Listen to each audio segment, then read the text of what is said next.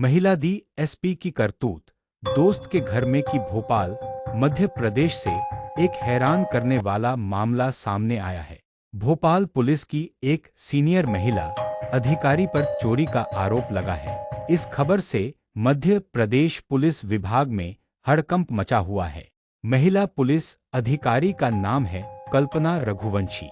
वह पुलिस मुख्यालय में deputy superintendent of police DSP के तौर पर तैनात हैं।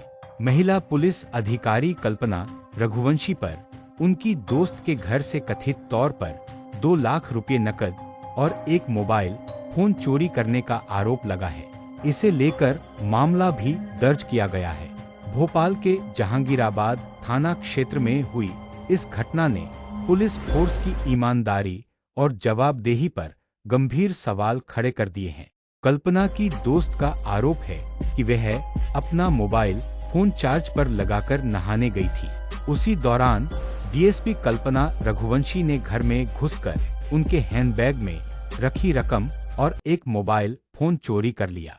जब वह बाथरूम से बाहर निकली तो पर्स से नकदी और फोन दोनों ही गायब थे। महिला ने तुरंत अपना सीसीटीवी चेक किया, जिसमें डीएसपी रघुवंशी घर में आते जाते दिखाई दे रही थी। सूत्रों के मुताबिक फुटेज में डीएसपी को घर से निकलते समय नोटों का एक बंडल पकड़े हुए भी देखा गया। फुटेज देखकर वह हैरान रह गईं। उन्होंने तुरंत पुलिस से संपर्क किया और इसे लेकर औपचारिक शिकायत दर्ज कराई। सीसीटीवी फुटेज के आधार पर पुलिस ने जब से कल्पना रघुवंशी के खिलाफ चोरी का मामला दर्ज किया है, तब से वह फरार है। पुलिस ने उनकी तलाश के लिए कई सर्च ऑपरेशन चलाए हैं। Additional superintendent of police Bittu Sharma ने बताया कि चोरी हुआ मोबाइल फोन बरामद कर लिया गया है। ये फोन महिला पुलिस अधिकारी के घर से मिला है।